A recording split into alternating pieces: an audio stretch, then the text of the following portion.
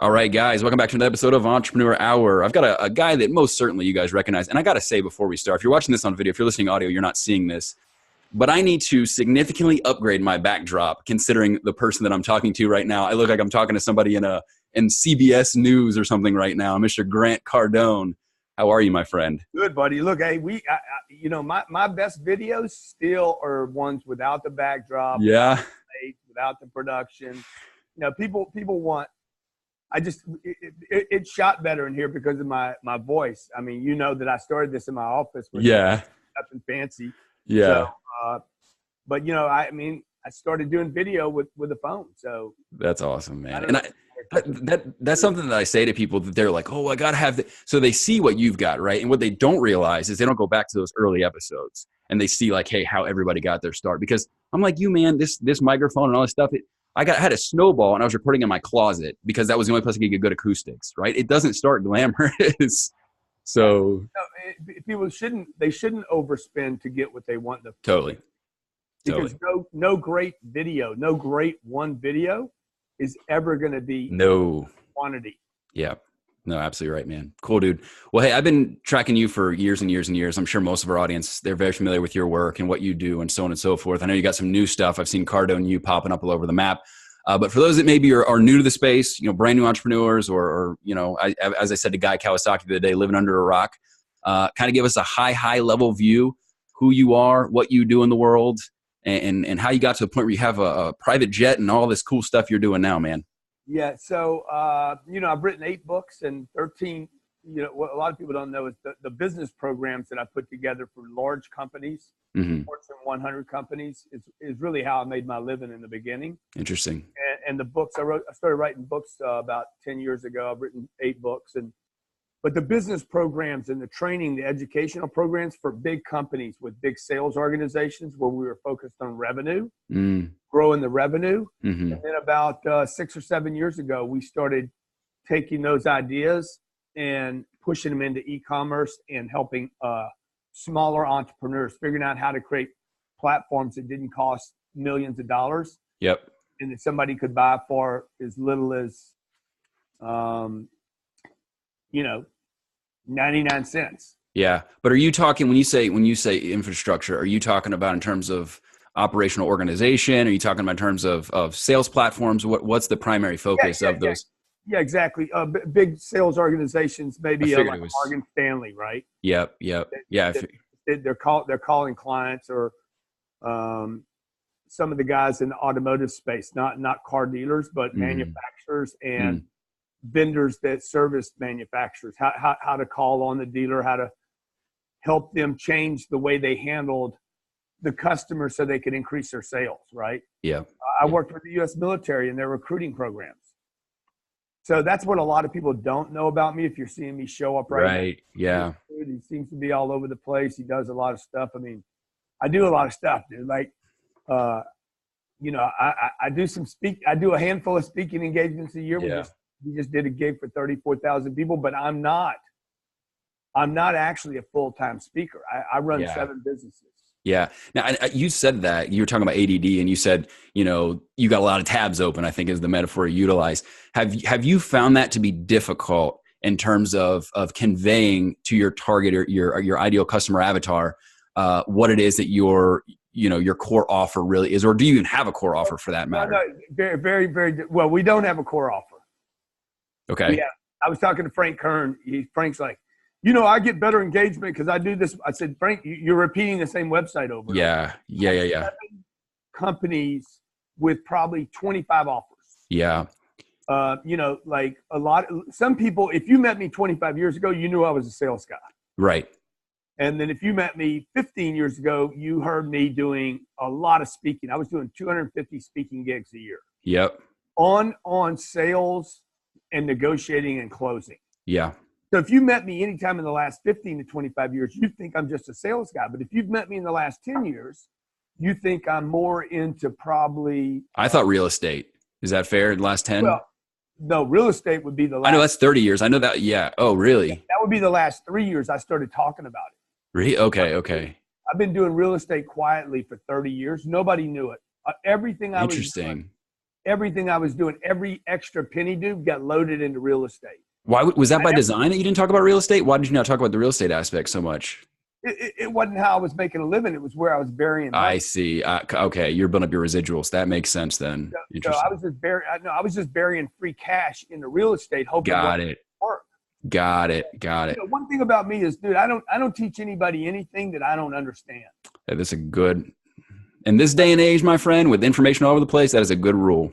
Like I don't teach anybody. And for me to understand it means I had to make mistakes and finally figure out what worked. Like the only thing I pass on to anybody is something that I know has made me millions and millions and millions of dollars. Yeah. And I'm not bragging when I say that. I just no. Like, until you get through the losses and until you can bank financially have success over and over and over again, you probably really don't understand a space well enough, at least in my mind. No offense to anybody else. No. Sure. To really think you should teach it to other people, because the last thing I want to do is look up and say 10 years later, like, oh, I was giving people a lot of bad advice. Yeah.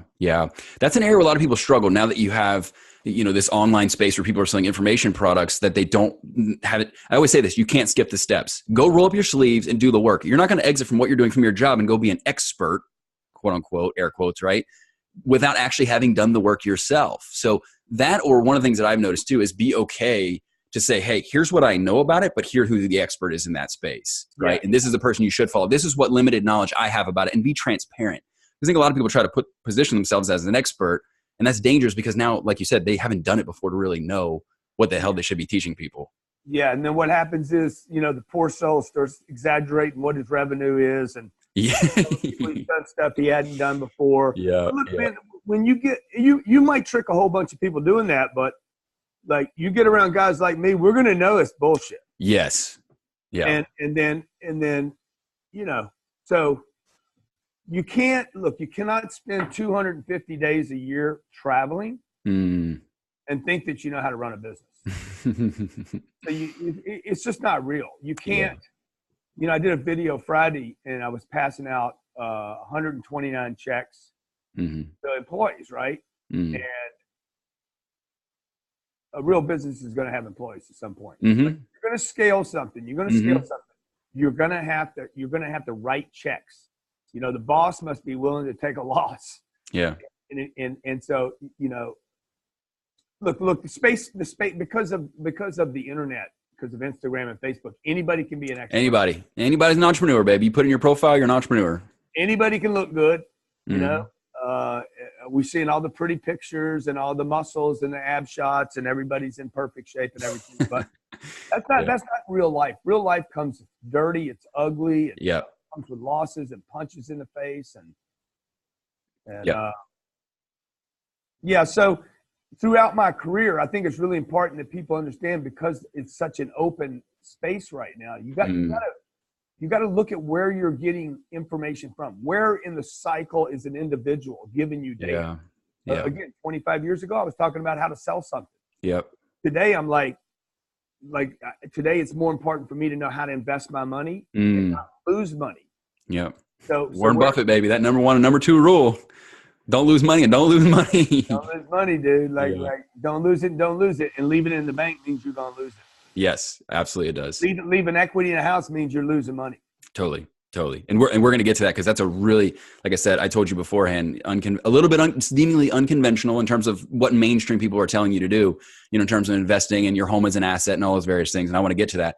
You mentioned something about the ugly aspects of life and the hard stuff and what have you. So I was really curious, because I heard you talk about this, and it was a part of your story I didn't know. Lost your father at 10, lost your brother at 20. Yeah. 25, mom says, hey, I'm done. Like, get your life together. And it sounds like you were in some form of like a rehabilitation center. So interestingly enough, man, I experienced that too at about 25. I didn't have the losses you have, and I'm terribly sorry to hear, man. That's terrible. But really kind of lost into what I want to do. Hadn't discovered entrepreneurship, hadn't discovered elements of my faith, and so on and so forth. Just in a dark place, right? Very depressed. And I remember I was at a point where I told my mom, I just said, I just wish I was like everybody else. I wish I wasn't me anymore. Just a really low place. And so here's the concern I have for people that were like you or like me in that situation, is that they might think it's too late. They've made too many mistakes. They have gone down too far the wrong path, whatever the case may be. So talk about how those experiences for you have really just accelerated or been a catalyst for growth, how that's really spawned a lot of your successes. And then kind of what that was like to make that transformation from realizing at 25, hey, I got to get my shit together here and go down a path that's more fruitful for me. Yeah. Well, it's interesting because, I lost my dad when I was 10. That really derailed me as a kid. And it's not because I lost my dad, because we're all going to lose people, right? Sure. But now looking back, it was that I misidentified me, meaning like everybody kept telling me it was because I lost my dad. But it wasn't because I lost my dad. You know, when you come up with the wrong, like when you say 5 + 2 is 8, yeah, like it's just the wrong answer. And I kept using 8 as the answer. Like, oh, it's my dad. So I started smoking weed, and then I started using drugs. Oh, it's because I lost my dad. It was never because I lost my dad, dude.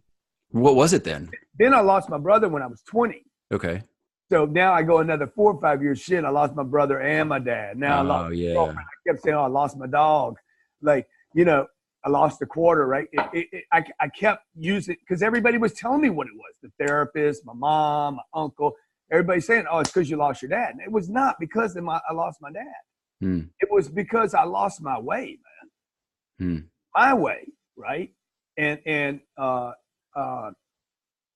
if you come up with the wrong answer of why you're having troubles, it's like when I went to a treatment center for drug addiction. Then they called me an alcoholic and a drug addict for the next 10 years. Well, that wasn't the problem either. It wasn't because I'm a drug addict, dude. The drug addict makes a choice to use drugs. Yeah.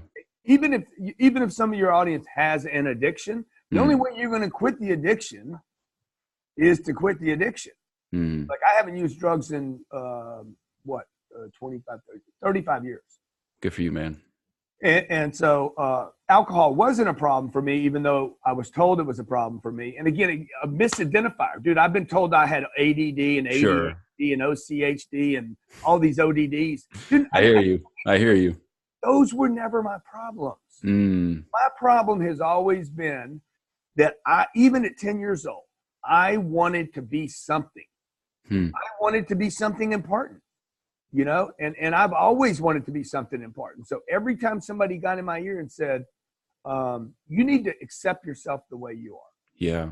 You need to love yourself the way you are. You need to go to school. You must go to college. Sure. And those things have never been true for me. And so whether it was me losing my dad, dude, I needed to find me. I needed to be a grown-up. I needed to be responsible. I needed to make a difference my whole life. I've needed to do a lot of things. I've always been a bored little dude that wanted action. Yeah. And, I have 2 kids right now, dude, they want action. They want action. And if they're around adults that go too slow, they're going to outrun the adults. And so my job is to create environments where they can be safe, but they can get action. And because I think boredom is the biggest problem in our society today. Nobody ever talks about it. Then I don't have a game. I need a game to play. I need challenges, and I need and I need to be able to score. Yeah. Well, that, and I think we're filling our boredom with these things, with these phones, right? These devices and the Xboxes and the Fortnites. But dude, this is just today's device, right? Like sure, it'll be something else, right? I agree. It was newspapers, and then it was playing gin. The old people would play gin and drink booze, and then, whatever, dude. It's always something. Yeah, no, sure. Misappropriation. Totally agree. So, okay. So let me ask you this then. Yeah. Was it because you were channeling those efforts in the wrong direction? Because you said you didn't find yourself. Was it because everyone around you, that was, I guess I'm using this word again, unconventional at that age to really, you don't even know where to take that energy and to place it, right? Like at 10 years old, you didn't know probably what entrepreneurship was, my guess. Well, no. Look, energy not used is going to get directed somewhere. No, totally agree. It doesn't go away, right? So it goes to the phone. It goes to drugs. Mine went to drugs. Yeah. So it goes to baseball. Let's say a kid wants to be a pro athlete. Sure. There's no way a LeBron doesn't have again amazing amounts of energy directed into a ball. 100%. And so today you hear about millennials, they're misusing. That's all bullshit. I totally agree. It's so bullshit. Every generation does this to the previous generation. Yeah. So how do we break that cycle then? Because I agree. I think it's a really important note. I think a lot of parents, they're well-intentioned to push their kids. Like you staying in school and going to college and getting a job. That was good advice, right? Good advice. But that wasn't you. So how do we, as a society, help push our children in the right direction, but also let them explore the depths of who they are? Well, you got to know that people giving people advice aren't even aware. Yeah, sure. Like, let's face it. Just look at their financial condition. Mm-hmm. You got parents giving advice that don't know how to be married, much less be parents. True. So we're all doing stuff for the first time. It's how we started this. You got entrepreneurs that have never made $1 million a month, giving advice to people about how to make $1 million. Yeah. So you got parents having kids that they don't even, they weren't even parented correctly. Yeah. Like and no big deal, but I'm not making anybody wrong when I say that. Just be aware that's what's going on. When I put together that my financial advice, I talk about some of the problems I had in my life, but when I was 45, I was worth probably, I don't know, I had to be worth $20 million. Mm-hmm. That was actually the lowest point of my life. Wow. Because I started identifying like I always had been identified with this thing. And I started believing the bullshit everybody started telling me. Dude, why don't you put it down, dude? Why you got to work so hard? You got it made. Oh, if I did you, I'd be doing this and da-da-da. And I did. I bought into it, just like I bought into you lost your dad. And just like I bought into a treatment center saying you're a drug addict. And just like I bought into, you got to buy a house and you got to invest in 401ks. And it was not true for me, dude. The 20 million didn't make me happy. And the 20 million was never the game. Yeah, I've always wanted to be rich, but 20 million don't make you rich. Yep. So what is the game then? But I can't talk to anybody about that, dude. Who do I talk to about that? Who do you go to and say, yeah, I got 20 million in the bank? Yeah. And by the way, it doesn't make you rich. Yeah. And I didn't know, and I'm stuck with this mother that told me, that I'm still clipping coupons, bro. Go to the grocery store. Yeah. Because I was told to save for a rainy day. Just another misidentifier. Yep. And so, bro, I'm in conflict, right? Yep. Mm-hmm. I got all this energy I don't want to use. Yeah. I got all this success. Now I need to lay down. Yeah. So I think people just need to get clear. Take a minute, man. Who are you? Yeah. What do you want to do? And then do some math. Yeah. Like do some math about, well, what would it take? If I don't like flying coach, what would it take to fly first class? Yeah. And once you start flying first class enough, you'll be like, I hate first class too. What would it take? Yeah. Now, you see, right now, this is when your listener right now starts freaking out saying, dude, I don't need all that. Yeah. But that wasn't their idea, by the way. Sure. Anytime you have this idea that I don't need all that stuff, that is not your decision. That was dropped in your head. Sure. No, I totally agree. That's your parents. Yeah. Yeah. And they didn't need that, right? Yeah. Well, and I totally agree too, with regards to people seeking out just the monetary aspect of, hey, I've made it, right? Like you hit 20 million, you're like listening to that noise about you've made it. And you said something that I thought was really fascinating. I've been binge watching a lot of your stuff over the past week or so. And you were talking about the Hulk Hogan Gawker case, right? How Peter Thiel came in because of all the money that Hulk Hogan made, he didn't even have enough to defend himself legally. And you were talking about how $1 million, like you did the math. You said something really important to do the numbers, right? Because I feel like so many entrepreneurs and people in general, they don't actually run the numbers. They have no idea what their expenses are. They have no idea what the projections look like. I mean, they're just doing stuff, right? I think it's really important. And you kind of broke down, like by the age 50, even with $1 million, or maybe it was less than that, like they'd be flat broke. And immediately my mind went to this, and I'll tell a quick story. My goal when I was probably in high school, maybe early college, right before I didn't know how I was going to get to this point, but I wanted to make $1 million by the time I was 30. I did it right before I was 28 years old. I did it at 27, right? Well, I got crazy sick. We talked about that really nasty chronic health precancerous condition that just I had to step back. That money over the next 9 months amazingly Now I didn't have a net million. That was what we were grossing, right? So it was severely less than that. But man, Right. 9 months later, brother, I was literally having to borrow money to buy out of my lease to go into a lesser lease, right? Like, Right. unbelievable. So I think we have this misnomer about money, right? And so that kind of segues to what I want to talk to you about.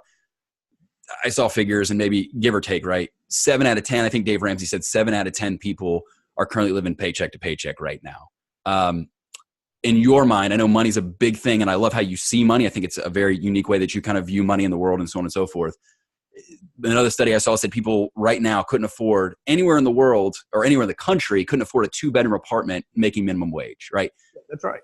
So where should people be focusing their efforts, right, to break those circumstantial situations in their life, to not only provide wealth for themselves, but then create generational passive wealth for themselves and the future generations to come, like their kids and so on and so forth? Man, it's a big question you're asking. Like, okay, How much time you got, right? But so first, it's like money is like a huge thing for me. Like if I could teach anybody anything in my lifetime, if I could teach people about money, I spent 5 years getting an accounting degree because I've always been fascinated by money. And even when I was a kid, dude, I was 8 years old, fascinated by money. Because to me, as an 8-year-old, whoever had the money, dude, had control. Yeah. In my house, whoever controlled the money decided where we went, how long we went there, and whether or not I got something. Yeah. And so I'm thinking like a little 7, 8-year-old. I'm like, dude, I want to be the guy with the money, because it was clear to me, like, little kids watch everything. And they know how to work everything. Just watch any little kid. They can work all the remote controls. They can work your phones. They'll bust your password. They know everything, bro, because they're watching everything, right? Yep. So I just knew, man, whoever's got the money's got control of the game, right? So 76%, it's closer to 76 or 80% of all Americans, okay, live paycheck to paycheck. That's terrifying, man. That is a terrifying number. Okay. I think 54% of Americans don't have $400 to grab, 400 cash right now. That's insane. The numbers are unbelievable. Less than 4% of all businesses make $1 million a year. Man, that's nuts. 67% of all companies, all business owners have no employees, which means you're just a slave. 64% of all businesses break even or lose money. And check this out. Entrepreneurs, on average, make $20,000 less than all those statistics. That's crazy. So it's like it's a mess, dude. Yeah. Now, when you take that many people, when that many people have the same problem, it is always because the data is incorrect. Interesting. What do you mean by that? When that many people are that fucked up, okay, because you can't think 311 million people all want to be broke. All want to live paycheck to paycheck. Yeah. All want to be indebted slaves of society. No, they don't. So what's the deal? They're not lazy. Sure. People aren't stupid. There's data everywhere. So it means if there's data everywhere and people would actually know they'd be better off with a little more, then the only thing is the data's wrong. We all have the same data, man. Right? We're all growing up with similar data. If I start saying some sentences like a penny saved is penny earned, baby. That's right. Money doesn't grow on trees. That's right. You see, these things that we believe in. Money's not. I don't know where you're going with that one. Money's not everything. Money's not everything. Sure. You know, so these are. Yeah, dude, money is. So you're saying it's societal conditioning, then? Money is everything. It is required on every transaction in the world, including love. Yep. You ain't getting love without money. Yep. I've had this. This is where your audience and people start just railing on me. They're like, "What, man, dude? You cannot. You need money, man, to maintain love." One of my early mentors said, to validate that point, he gave me a motto to live by. He said, "No finance, no romance." And that stuck with me, man. It really did. And it really complicates for that point. I don't know the statistic, but I think most people either get divorced or fight. The number one reason is over money. Money. Totally. So you could be totally in love with somebody. Yeah, it doesn't matter. Find your soulmate. You love your soulmate. You can't feed him or her. Mm. When you guys are hungry, dude, love will not be, you will give up your heart for your stomach. Yep. Or if you need water, man. And by the way, who would love their kids and their wife and not be able to provide for them? Yeah. How hard is it to love yourself when you can't provide for others? Yeah. So particularly in emergencies, well, everything's good right now. Everything appears to be good, but in emergencies, man, like if you're a really responsible person and shit hits the fan, I want to know that I can take care of my mom, my dad, 100%. And I'd love to be the hero, dude. Yeah. I don't want to go watch another hero. I want to be the hero. And to be a hero today, you got to have money. Now everybody's gonna think, oh yeah, but Mother Teresa didn't have any money. Yeah, well, Mother Teresa did have access to a lot of money, just not hers. She just didn't need the money. Yeah, she was a woman of poverty. Sure, right?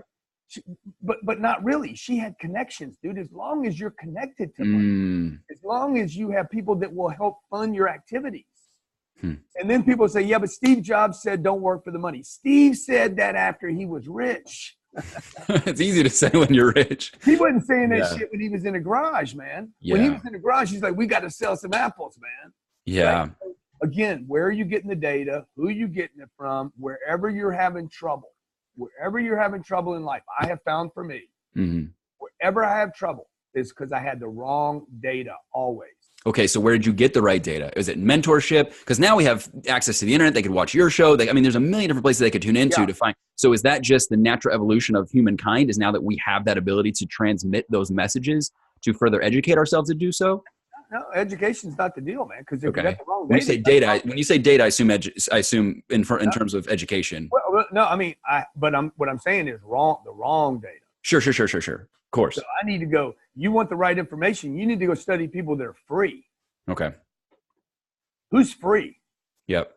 Who gets to go where they want, do what they want? Like, I don't want money. Who wants money, dude? Yep. Pieces of paper. This is not what people want. People want choices, right? I don't want this. This is not, oh, he loves money. No, I love freedom. Yes. There's an inherent difference. I totally agree. Yep. I don't want that. The paper's not what I want. Like, I don't ever touch the paper. Yeah. I don't pay bills. Like, that's what I want. I want to be able to know things are handled. Yeah. That I don't have to worry all the time. Yeah. That I'm going to have other stuff to worry about. That's not one of the things I want to be my number one concern. Yeah. So where do you get the data? Like you got to start looking for contrarian information. You need to start looking for information that is not agreed upon by the masses. Yes. Maybe it's been frowned on by the mass media. I mean, that's what I have found to be extremely helpful to myself. Yeah. Well, I think, and not to keep things at a societal level, but I think one of the problems that I see is that we're looking for the wrong places, right? We're looking to politicians to better our lives or to provide more opportunities. And in my belief, you just have to go out and create those opportunities for yourself, find the right people that can show you how to do that. So along those lines, though, because you said that too, find people that are free. There's a big error in their methodology in so doing, in my opinion. And I've seen it, I'm sure you see it like at scale, where people want to get your feedback. They want you to mentor them, to shadow you, to pick your brain, to grab coffee, right? Because they want what you have. What's the right way that they should approach someone like a Grant Cardone to provide value to their lives, to teach them how you've established that freedom for yourself? Well, look, if I want to study somebody, I don't call them and say, let's have coffee. Right. Yeah. Yeah. And I would not go shadow somebody. I mean, sure. Shadowing me would be a complete waste of time. Okay. Like it would be a total today. If you would have shadowed me today, it would have been, not a waste of time. The last hour would have been for sure, but not with you, not the hour with you, but before this, right? Yeah. I was going to say, I was like, oh, no, dude. I had a guy, what's he do? What's it called? He's scraping on my body today. Like, sure. So dude, when I study Warren Buffett, right? I read everything Warren's ever said. Yeah. Ever done, the books he's read, and then I plot it out as to where he was. Love it. Yep. And then I take the data and I say, okay, what is Warren saying on TV? But what is Warren doing? Yeah. Those are completely different. I watch Elon Musk, okay? See, because I like the way Elon thinks, right? It really disappointed me to watch him smoking weed, but He said he didn't, so now I'm wanting to believe him. But I like when Elon says, see, Elon puts all he's a guy that's like, it's not an experiment if I know it's going to work. It's very, yeah. I like that. That is Elon cool. Musk does not do tests. Yeah. So in our space, in the e-commerce space, there's all these A/B testing guys. Yeah. Yeah. Well, I don't do tests. No split testing at all. No, dude. Interesting. I know my guys do. They say they do some split testing. I'm like, we're gonna make that work, dog. Yeah. We're gonna make it work. Green, blue, this font, that font. No. You repeat the message and you repeat the message. Maybe you need to change the type. If you know your audience well enough, theoretically speaking, split testing shouldn't matter because the same message is still at its core what it is, and it's going to resonate with those people. Split testing is a great idea, though. No, I agree. That's why I was wanting to know where you're going with that. But it's just an idea, and no, sure. And I still know all these guys, these experts that do all the split testing. Yeah. I still make more money than they do. Yeah. Well, I think it's good to be able to surround yourself, and this is a lesson that maybe people that haven't hired people will know that, but to you yourself, you just said it, find people that can do those things because that's not an area maybe that you want to do or even excel at, right? To have those other people that are skilled in other areas to help you do those things. Yeah. Yeah. Interesting. Well, one of the other things too on that point is you said buy the book, I'm going to buy Warren Buffett stuff and this and that. One of the things that we found, and it's kind of where I was going down that path is, I don't want to say you buy your mentors, but that's largely what's been communicated to us, right? Read their books, find a way to provide value to their lives. We did this a couple weeks ago. We're affiliates for Marie Forleo's B School, and we made her tens of thousands of dollars promoting her B School program. We're on her radar now, right? Like we've been back and forth with their team and stuff like that because that's a person we've identified as someone that's going to help us collectively grow our brand, both my wife and I. So that's brilliant. That's brilliant. Right. And so go make them money, right? Go provide value to them. And then you're going to put yourself on their rate. So when I have people because I get the coffee question every day, I'm like, my brain is tired of being picked and I don't like coffee. So don't hit me with those two. If you want my attention, provide value to me, right? Give me something that's going to benefit me. I think most people don't even know what that means, man. Well, they need to learn because we're too self-serving in a lot of ways. They're going to be like, because I get this every day, like, hey man, what can I help you with? Yeah. Yeah. Well, dude, the way to help me is to know what I need. Yep. Totally. You're not helping me right now asking me that question. Now I got to stop and answer the question. Like it's clear what I need. Like if people don't know what I need, they're completely unconscious. Yeah. Mm-hmm. So, we just opened a fund at Cardone Capital. I created, this is our fourth fund. We've raised $170 million in 18 months. Good for you, man. That's amazing. 170 million, dude. That's nuts. When people go, hey man, hey, what can I help you with? This is invest in my fund. Is this Okay, so is this institutional capital or is this coming from high net worth individuals? No, this is non-accredited and accredited. Okay. Got it. Interesting. So I don't deal with family funds. I don't deal with No. I super rich people. I mean, I'll take their money, but they're not going to enforce the rules. There's strings attached with that money, though. Definitely. Oh, totally. So, but we do have a lot of extremely high net worth individuals and some institutions already interested in us because the speed at which I move to market. Yeah. So, we're literally going to disrupt that space, the investing space, particularly with real estate and Interesting. So, but my point about that was, if somebody sees me talking about Cardone Capital, and then they say, "Hey, Grant, how can I help you?" The best way to help me, dude, is to invest in Cardone. Exactly. And then the call looks like this next time. Hey, I'm now a partner with you at Cardone Capital. Yep, let's chat. And I own your books. Like that's what I'm saying. I don't think people know what it means to add value. No. Yep. And adding value typically is supporting, like you did with Marie. Is to help her push her own agenda into the marketplace. Yep. And that was no strings attached, by the way. Like, I'm obviously saying that we're on the radar, but you have to genuinely want to help somebody. Like, it can't be fake. It has to be real and genuine, right? So, yeah. And the problem with the entrepreneur space is so many people. Again, this is a bad piece of data people have. Mm-hmm. People want to be entrepreneurs because they think they don't want to work for somebody else. Guys, you're going to always work for somebody else. There is no such thing as not working for other people. Yeah. You can't. You have to make other people rich. Yep. You must be willing to continue to make people rich. Yeah. And you will always be a servant to other people.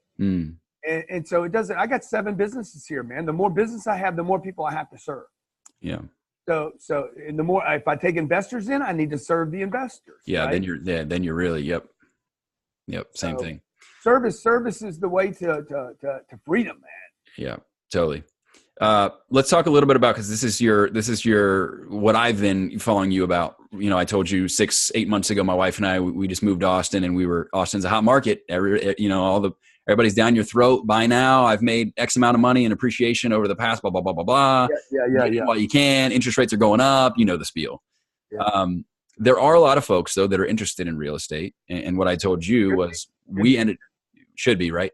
To that point, talking about data and statistics, something like 83% of the world's millionaires are involved with real estate in some capacity. So that should tell you something. I don't know how accurate that figure is. This is what I've heard. Yeah, I don't personally think that number's real, but who knows? Who knows? It's what I heard. I know this. If you get rich, you're going to end up. You're going to invest in real estate. Totally. Yeah. Some money is going to get buried into real assets at some point. Yeah. So I told you we went so far as, because a little bit unconventional, and I like, it's kind of along the Kiyosaki line of thinking, where you're not viewing your home as an asset but a liability, which is really and truly what it is. A lot of people don't have that, right? So they're thinking, well, this is my biggest investment and this is going to be worth X amount of money over 30 years or whatever the case may be. So you go against the grain in that regard as well. So let's talk about the folks that are entrepreneurs, right? Let's say they're just starting out. When are they in the right capacity to start thinking about real estate investing, right? So right now, for example, we're hitting scale, and I'm very much to the grind with that. So should I not be thinking about real estate because of how much time and money it's going to involve me to do that? Correction, not money, time, right? Because you find the money somewhere else, like you've talked about before, somebody else's money, right? Is it passive enough to where current entrepreneurs could start putting their efforts into real estate to not distract them from their core thing that they're doing? Or do they need to wait to reach a certain milestone, X amount of millions, before they then start investing in real estate? Well, look, I love real estate, but I think people should invest in themselves first, then their business first. Okay. Like in that order. Me. Yep. Personally. Then my business. What happens is a lot of people, they get their business going there, and they become like so junked out on their business that they're like, I don't have time to take care of me. One of the things that I've done for 30 years now is I don't neglect Grant. I take the time. No matter how good the business is going, no matter how much money we're making, I go back and work on me. I take 2 or 3 times a year and spend some time like, okay, where am I going here? Like, it doesn't mean I unload from my business completely, but it means I keep investing in me. The third thing people should be investing in is real estate. Okay. But a specific kind of real estate. Okay. That's what I want you to talk about, because you don't buy your own home, you don't buy your own cars, and you don't buy single families. You're focused on apartment units, right? Yeah. People should not be buying homes. Interesting. All right. So elaborate on that a little bit. People should not be buying homes. People should not be putting money in retirement accounts. Yep. They shouldn't be investing money in 401ks. Interesting. They should not be in ETFs and mutual funds. No low cost index like they talk about with creative planning and Tony Robbins and all that? Awful. Really? You think so? Dude, there's $5 trillion sitting in that shit. Yeah. How's it going to get out? Yeah, good point. Okay. So it's really because your assets are tied up. That's your main thing against that. No. It's because it's liquid. It's the liquidity is the issue. Because when people are that liquid, what happens is the day the terror hits. Yeah. The moment the 9,000 points comes off the Dow, sure, everybody's going to try to liquidate at the same time. Yeah. You can't do that with the kind of investments I'm making. Nobody gets hysterical. Yeah. People don't like, oh yeah, the market dropped 9,000. But theoretically speaking, though, if the market crashed, theoretically speaking, so would the housing market, because it's largely contingent upon the housing. So how would you not have your downside not protected? No, you're single door housing. Oh, I got it. Okay. So because you're renting, so you're still cash flowing regardless. Yeah, I'm cash flowing. My rents might actually improve. That's true. Actually, you probably will improve. They will improve. Yeah. So you then like right now, I'm in a recession planning mode right now. Everything we do here is recession planning. Interesting. Everything. Cardone University offers, webinar offers, everything that we do, all our energy gets pushed to, okay, we want to move to recession proof, which means what? I don't want to be liquid. Yeah. I want to be liquid to the point to where I'm creating new money. No. Sure. But I need my other money. Yeah. I need my other money going into assets where money will move to it in the future. Education will not be the flow when another major recession hits. Yeah. And that's why you don't buy your own home, because you want to free up and be more liquid to be able to invest more because of how long it would take. I'm always, I mean, I get a liquidity report every morning with cash because I'm trying to figure out where the money's going to go. I'm just managing cash. Where's it going? Because cash is getting destroyed. This piece of paper is no good in the bank. No. Sure. Totally agree. I mean, here's the worst investments in the world. Cash in a bank. Yep. Number one. Number two, might even be worse, is equity in your home. It's dead. It's dead. A terrible investment is to have $100,000 or $200,000 sitting in a home. I know, dude. Well, I just thought of a story. One of the we're looking at in Austin, everything's building everywhere, so you're better off to buy a new build because it is, financially speaking, when you break it down, it makes no sense if you're going to buy, right? Again, against conventional wisdom, what we're talking about now. But when you look at price points, it doesn't make sense to not buy something brand new, right? So one of the guys broke out the plan for us. I kid you not. He wrote it down. I was challenging him on the numbers because that's what I like. I like numbers. And he said, now your goal would be with the property tax rates in Texas, which are almost 3%, right? 2.9, anywhere between 2.9 and 3%. He goes, over the next 10 years, what your goal needs to be is that you'll break even on the house. And I'm like, what? That's the ceiling, is to break even? Imagine what you could do with that money somewhere else other than breaking even on this new home that you bought. Plus you're totally exposed. Plus you're getting in for like 3 to 5%. So you have no equity. How much was that house? That was just under 400. Yeah. So 400 is going to cost you $24,000 a year. That's $2,000 a month plus property taxes. Plus which are out. Yep. Plus PMI. Yep. Plus HOAs were low, but still HOAs flushing money every month too. Yeah. Plus it's going to be gas, water, electric. You're going to have that even when you rent. I would rather see somebody 25 years old spend $2,500 on rent than $2,000 and own their own home. Yeah. Because most of the $2,000 you're paying is going to be going towards interest anyways if you're only paying $2,000 on a house like that. Yeah. Well, you're not don't even worry about the pay down. Don't even worry about the pay down. Right. Yeah. Because it's deductible. You can write it off. That's the argument for that. Sure. The $2,500 that you're paying in rent, dude, it's only a 10-month commitment. Yeah. You can't leave that house in 30 years or in 10 months. And what if you get a great opportunity to go to Singapore? Yeah. You can't leave it. And as an entrepreneur, you need that flexibility. Yeah. I mean, the worst case is I find out 6 months after I took a 10-month lease on that I need to break the lease and go to Singapore. I have a 4-month obligation as opposed to 29 years left on my house. So you want mobility, man. Money comes to people that are mobile. Yeah. These guys move. Mark Zuckerberg, he didn't make his money when he was in college. He made it when he moved to Silicon Valley. Yeah. He left the dorm. He didn't have a house. Warren Buffett's had one house in his whole life. Which is crazy. Yeah. So that's not where money's made. That's where your parents told you because their parents told them. That was the data they were given. That, man, one day you can have your house paid for. I don't want to live in one location that long. Yeah. I don't want to live in one place that long. Interesting. So I want to be able to move, man. I want to be able to go places. I want to, what if people that work here, I decide one day, hey, we're moving to another place. Yeah. Anybody that owns a home won't be able to go with me. Yeah. Even if they want to. Yep. Totally. Makes sense. So what do you do with that money though? You need to be invested in real estate. So rather than buying a house, people should be investing in housing that you get renters for.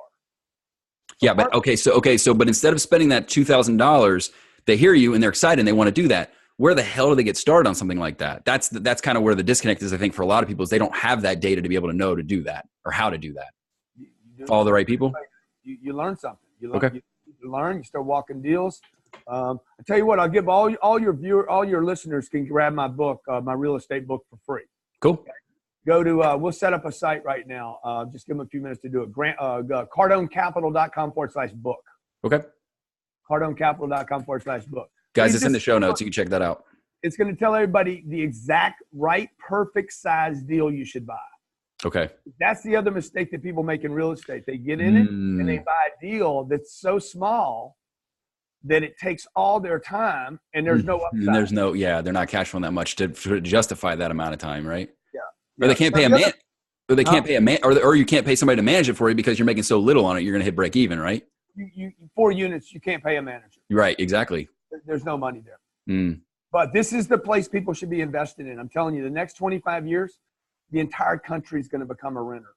I think one half of baby boomers will become renters, and nobody's planning on that. Interesting. Okay? Your parents are going to because of urbanization, because so many people are moving into large cities, or just it's a better way to live, bro. Yeah, the apartments we're building today are not like the apartments of.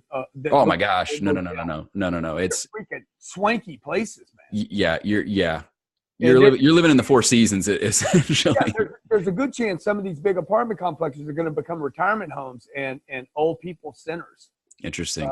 Millennials already prefer. I mean, you could see it in all their buying habits, right? They would prefer to Uber than own a car. Yep. I don't want the responsibility. I don't want to park. That's where we're going to. We're going to mobility and we're going to usage, not ownership. Interesting. Very, very interesting. All right, man. So we teased it before. We talked about a little bit. Cardone U. I've been seeing it all over the web, popping up here, there, and everywhere. What is it, right? And if I'm out there and I'm starting out, I don't know if it's just for entrepreneurs or it's just for anybody in a professional capacity. What does the program entail? What should I need to know about it? Why should I sign up for it? Cardone U is this is crazy, dude, but I've been selling this training platform. It's an educational platform. It was built for businesses in the beginning. Yeah. And it was a program we sell to some companies for $1 million a year. Sure. Okay. So they'll have multiple locations around the country. It's remote training and education for businesses that want to grow their revenue. Could be the top line of a department, a division, or it could be the entire company. Okay. So that's what it was. Then we started having entrepreneurs leave companies that they worked for and said, dude, I need that program, the information. Nice. So we then started creating, it's delivered in video content, little 2 and 3 minute videos. Yeah. So I started shooting content. Part of what this studio is for is we shoot content in here that entrepreneurs are communicating with. I need information on this, how to start up my business, how to handle a sales team, how to hire people. And we put that on a platform. Now, keep in mind, last year, our average price per client was $2,400 a month on a 3-year agreement. Wow. We're doing that. We just introduced that same product for $99. I saw that. Yeah. And that's monthly. That's a membership, right? Yeah. It's $99. You can stay as long as you want or you can quit. Yep. Okay. So whatever you want to do is fine with us. I'm going to scale this to millions of people. Awesome. I'm going to disrupt colleges with this thing, dude. And check it out. Remember what I said a few minutes ago. Hey, everything we do here is we're planning for a recession. So you can afford $99. You can't afford in a recession, $2,500 a month. Yeah. Companies will cut out all education. Yeah. So we're planning to be in a space, in a place where we can scale that delivery of information to people at something that's affordable. Where I can mentor people, literally be mentoring people with them. Interesting. They're in direct contact. 65. They can grab their phone and say, "Hey, what would Grant do in this situation?" Yeah. You've been saying you've been planning for a session for a while. Is that something you're expecting? I know you're not a fortune teller here, but is that something based on what you're seeing in the market that's something you see happening in the near future? Yeah, I mean, it's got to happen. I mean, it always happens. I know that it's happen. Inevitable, but the deal with this next one, we're going to have, it's going to be ugly. When I say I'm planning, that's what I keep hearing. I keep hearing that it's going to be that we never fully finished 2008, 2009, and this is going to be kind of us. Well, no, that was intercepted, right? It was intercepted. Sure. So Greece knew 15 years before it went broke that it would go broke. Interesting. But they didn't confront it. Yeah. And so America will have to clean up its books, man. Like another reason people don't want to own a home. Homes are going to get dust. That's the scary. Yeah. When you look at that $22 trillion figure, man, that's the part that really would concern me if I'm a homeowner right now. So how long have you heard that interest rates were going up? Oh God. When are they not? 10 years, bro, for 10 years. When are they not? They've gone down. Yeah. They're down again today. Are they really down? Yeah. Interest, the 10-year treasury today is 2.6. Interesting. And it's going to keep going down, dude. It can't go anyplace because people don't have any money. All the money's synthetic money. And so what does that indicate? It indicates people will be using things. I still need a place to live. I still got to eat. Yeah. Okay. And then what industries are going to get hammered? You know, what happens? What happens when a VR headset is $50? Yeah. Not $1,000. Yeah. Bro, I ain't going to be going to the theaters. Nope. Theaters are already at 25-year low. Nor the sporting events. Just watch it at home. You're gonna pay $2,500 for a Laker game and you sit courtside when you can watch it over $50 on your VR headset. No. Well, you know, you if you can sit courtside and meet somebody, then it's worth it. Yeah, but yeah, you know, maybe it's worth the TV time. Yeah, it might be, but it ain't worth the game. No, it's not worth the game, and that's fundamentally that's what I was talking about. It's not worth the game. Yeah. No, I'm with you. Yeah. All right, cool, man. So we always end this show with parting advice. Where can they go to learn more about Cardone U? Is there a link for that? CardoneU.com. All right, guys. Exotic website. Yeah. Hey, man, keep it brand consistent. I love it. Cool. All right. So we always end the show with some. We didn't do an A/B test on that. No A/B test. Just straightforward. CardoneU.com, man. CardoneU.com. Let's split test that one. Let's see what happens. Cool, man. So we always end with some parting advice, some wisdom, anything that comes to mind that's like, hey, this is what's fresh on my mind. This is what I've been telling people a lot lately. This is what people are asking me about. Yeah, man. Look, everybody, look, parting wisdom. Be great. Because you can be. Because you're meant to be. Just be great, man. Quit settling. Quit listening to your buddies that have quit. Quit listening to your mommy and daddy. They quit. They gave up. Oh, just love yourself, Bobby. Yeah. You know, I don't want to love myself when I'm less than when I know I can do more. Yeah. So you just gotta like be great, man. It'll be worth it. I'm telling you. Be great. You know, don't get over your skis. Pay the price. Put in the work. You know, get your money to start working for you. Don't save your money. Get your money to work like a slave. Yeah. Which is TikToking when you sleep. Which, guys, that to me, that's one of the calling cards that I've listened to you have is how to use other people's money to get where you want to go. How to use your own money, though, dude? How do you even use your own money? By the way, true. Any money that you have is other people's money. True. Like the whole OPM thing. People think, oh, I got to go out and borrow money from other people. No, dude, you need to go out and sell a product, get their money. Exactly. That is other people's money. Yep. Deliver a service, take the other people's money, live on a little bit of it, and take the rest of it and put it to work. Yeah. Totally agree, man. All right, brother. It's been real. We are flat out of time. I got to tell you. Better get out of here, man. I got to tell you this, man. I got to tell you this. No, you better get out of here, man. We got to get out of here. We got 3 minutes. We're complete out of time. But I got to tell you this. I was Googling. I won't reveal the actual number, but I thought you were 20 years younger than you are. And now I'm seeing you, and brother, you are jacked. If I look like you at your age, I did something right in my life, man. I did something right in my life. Put in the work. Ooh, dude, you're aging gracefully, my friend. I'm quite envious. That's awesome. Appreciate it. All right, brother. It was an honor, man. We'll talk to you soon. Take care. Thank you so much. All right. All right. See you, buddy.